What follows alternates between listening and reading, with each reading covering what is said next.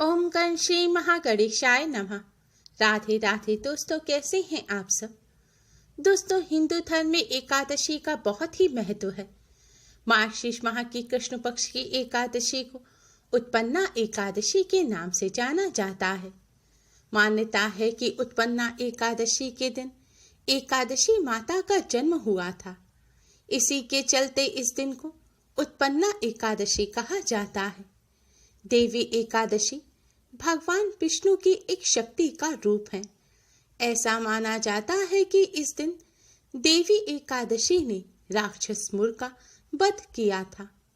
धार्मिक मान्यताओं के अनुसार जो व्यक्ति इस दिन उत्पन्ना एकादशी का व्रत करता है, उसके पूर्व जन्म और वर्तमान दोनों जन्मों के पाप नष्ट हो जाते हैं।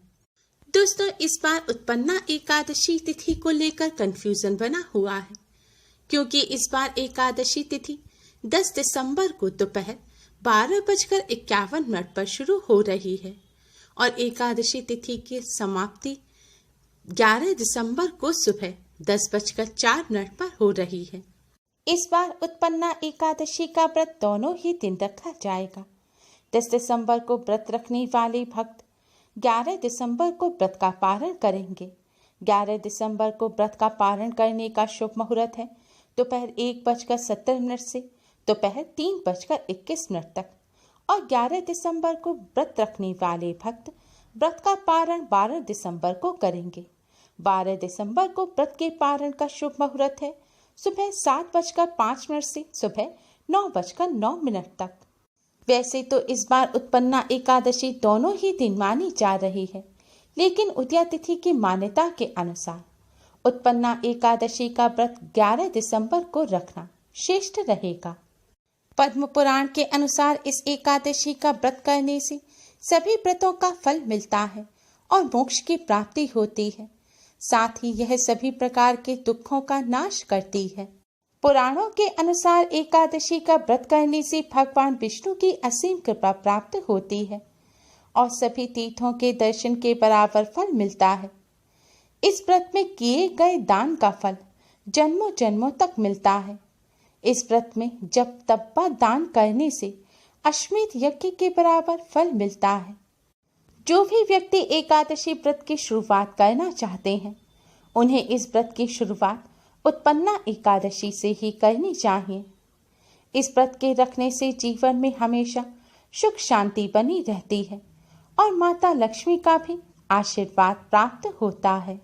शास्त्रों में बताया गया है कि जब देवी एकादशी प्रकट हुई और उन्होंने मुर राक्षस का अंत किया, तो भगवान विष्णु उनके कार्य से अति प्रसन्न हुए और उन्होंने कहा कि आप मार्गशीर्ष माह की कृष्ण पक्ष की एकादशी तिथि को प्रकट होइए, इसलिए आज से आपका नाम एकादशी होगा।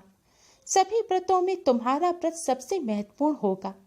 आज से हर एकादशी के दिन मेरे साथ तुम्हारी पूजा होगी। जो भी व्यक्ति एकादशी का व्रत व पूजा करेगा, उसकी सभी समस्याओं का अंत हो जाएगा। आज की इस वीडियो में हम आपको इस पावन दिन पर करने वाला एक बहुत ही आसान और असरकारक उपाय बताने जा रहे हैं। इस उपाय को करने से भगवान श्री हरि विष्णु जी के साथ ही माँ लक्ष्मी जी और भगवान श्री गणेश की भी असीम कृपा प्राप्त होती है। भगवान श्री गणेश, भगवान श्री हरि विष्णु, माँ लक्ष्मी जी की कृपा से घर धन धान्य से भर जाता है। दुख, गरीबी और दरिद्रता का नाश हो जाता है। घर में कभी भी गरीबी नहीं आती। दोस्तों, इस उपाय को सही प्रकार से करने के लिए आप हमारे इस वीडियो को एंड तक अवश्य ही देखें। अगर आपने हमारे चैनल को अभी तक सब्सक्राइब नहीं किया है, तो जल्दी से हमारे चैनल को सब्सक्राइब कर लें और बेल आइकन को हिट अवश्य ही करें, जिससे हमारी सभी नई वीडियोस की नोटिफिकेशन आपको फ्री में सबसे पहले मिल पाए। तो आइए दोस्तों, जानते हैं इस उपाय के बारे में। उपाय करने के लिए आप अपने मंदिर के सामने आसन बिछाकर बैठ जाएं। अब भगवान जी के सामने एक शुद्ध घी का दिया जलाएं। दोस्तों, ध्यान रखें, दिए के नीचे आज के दिन चावल ना रखें, क्योंकि एकादशी के दिन चावल का इस्तेमाल करना वर्जित माना जाता है। आज के दिन ना तो चावल खाया जाता है और ना ही पूजा में या किसी और कार्य में इस्तेमाल किया जाता है। आप दीपक के नीचे कोई खाली पात्र रखें और उसके ऊपर ही दीपक रखें। दीपक के साथ एक सुगंधित धूप बत्ती अवश्य ही जलाएं, क्योंकि धूप बत्ती की सुगंध से वातावरण पवित्र और सकारात्मक हो जाता है। इससे पूजा में अधिक मन लगता है। धूप बत्ती जलाने के बाद अब आप भगवान श्री गणेश, भगवान श्री हरि विष्णु और माँ लक्ष्मी जी को हल्दी और कुमकुम से तिलक करें। तिलक करने के पश्चात आप एक पात्र में शुद्ध घी और थोड़ा सा गुड़ रखें। गुड़ ना हो तो थोड़ी सी शक्कर या मिश्री रखें। अब इस गुड़ और शक्कर का आप भगवान श्री गणेश, भगवान श्री हरि विष्णु और माँ लक्ष्मी जी को भोग लगाएं। दोस्तों, गुड़ और घी भगवान श्री गणेश को अति प्रिय है। गुड़ घी का भगवान श्री गणेश को भोग लगाने से भगवान श्री गणेश शीघ्र ही प्रसन्न हो जाते हैं और घी की सुगंध माँ लक्ष्मी को भी अति प्रिय है। माँ लक्ष्मी को घी का भोग लगाने से माँ लक्ष्मी की कृपा प्राप्त होती है। एक अलग पात्र में आप तुलसी का पत्ता रखें। शास्त्रों में बताया गया है, बिना तुलसी जी के भगवान श्री हरि विष्णु भोग को स्वीकार नहीं करते। लेकिन ध्यान रखें, एकादशी के दिन तुलसी का पत्ता ना तोड़ें। तुलसी जी के पास अपने आप जो टूटकर पत्ता गिर गया है, या तो आप उसे ले लें या एक दिन पहले तोड़कर रख लें, या पहले भगवान जी की पूजा में इस्तेमाल किए गए तुलसी के पत्ते को आप धोकर द्वारा से भगवान जी को अर्पित कर सकते हैं, क्योंकि तुलसी का पत्ता कभी भी बासी नहीं माना जाता। भोग लगाने के बाद आप भगवान श्री गणेश जी के इस मंत्र का 11 बार जाप करें।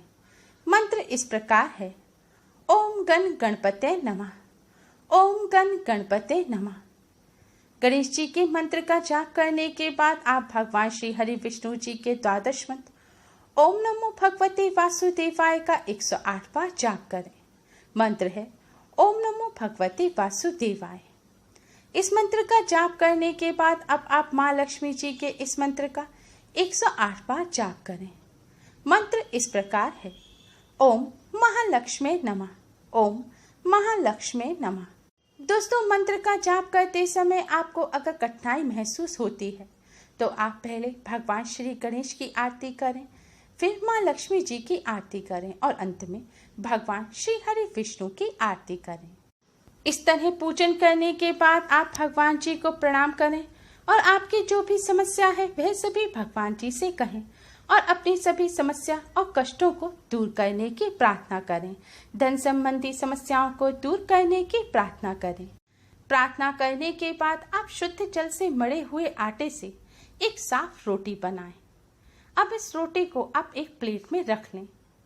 फिर इस रोटी को आप मंदिर में रखें और भगवान जी को जो आपने घी का भोग लगाया है उस घी को आप रोटी पर लगा दें।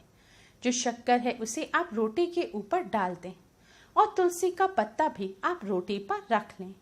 अब आप भगवान श्री गणेश, भगवान विष्णु, माँ लक्ष्मी जी को प्रणाम करें और इस रोटी को अपने मस्तक से लगाएं।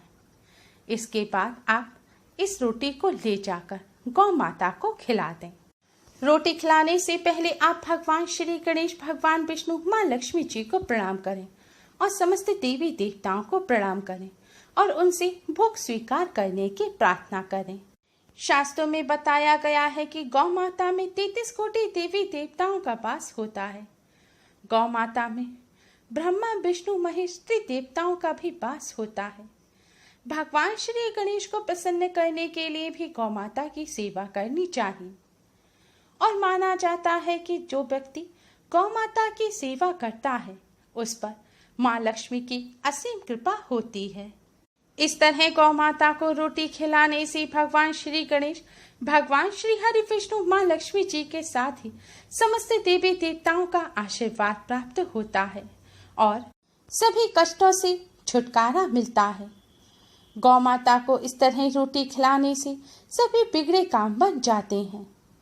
जीवन के हर क्षेत्र में सफलता मिलती है और माँ लक्ष्मी जी की कृपा से घर में सुख समृद्धि आती है। भगवान विष्णु जी के अवतार भगवान श्री कृष्ण ने गौ माता की बहुत सेवा की थी। गौ माता भगवान श्री कृष्ण को अति प्रिय है। गौ माता की सेवा करने से भगवान श्री कृष्ण बहुत जल्दी प्रसन्न हो जाते हैं। गौ माता को इस तरह रोटी खिलाने से ब्राह्मणों को भोजन कराने का भी पुण्य फल प्राप्त होता है। दोस्तों, गौ माता को रोटी खिलाते समय भी आप मन ही मन ओम नमो भगवते वासुदेवाय मंत्र का जाप करते रहें। गौ माता को रोटी खिलाकर आप गौ माता को प्रणाम करें और उनसे अपने सभी कष्ट, दुख, दरिद्रता, गरीबी को दूर करने की प्रार्थना करें। दोस्तों, शास्त्रों में बताया गया ये बहुत ही आसान और असरकारक उपाय है। इस उपाय को करने से भगवान श्री गणेश, भगवान श्री हरि विष्णु, माँ लक्ष्मी जी की कृपा से जीवन के सभी कष्टों से जल्द ही छुटकारा मिल जाता है। धन संबंधी समस्याएं दूर होती हैं और घर में सुख समृद्धि आती है। गौ माता दुर्भाग्य को सौभाग्य में बदल देती है। दोस्तों, गौ माता को रोटी खिलाते समय आप इस बात का विशेष ध्यान रखें कि आपको रोटी गौ माता के सामने फेंकनी नहीं है, यानी कि आपको रोटी सम्मान के साथ गौ माता को खिलानी है। अगर आपको डर लगता है रोटी खिलाते समय, तो गौ माता के खाने का जो स्थान है, जहाँ पर उनका खाना रखा हो, आप वहाँ पर रोटी रख दें, या फिर जिनके घर गौ माता है उनके हाथ में सम्मान से रोटी दे दें। रोटी को बासी करके गौ माता को ना खिलाएं और रोटी का अनादर भी ना करें। रोटी को अपनी जेब में रखकर या फिर गलत तरीके से आप अपने घर से ना ले जाएं। गौ माता को पूरे सम्मान से रोटी खिलाएं। इस शुभ अवसर पर इस उपाय को करके इससे लाभ अवश्य ही प्राप्त करें। उम्मीद है आपको हमारी ये वीडियो पसंद आई होगी। प्लीज़ लाइक करें। हमारी इस वीडियो को अपने फ्रेंड्स और रिश्तेदारों में ज़्यादा से ज़्यादा शेयर करें, जिससे वह भी इसका लाभ उठा सकें। हमारी और भी वीडियोस के लिए हमारे चैनल को सब्सक्राइब करना ना भूलें। Thanks for watching. Radhe Radhe.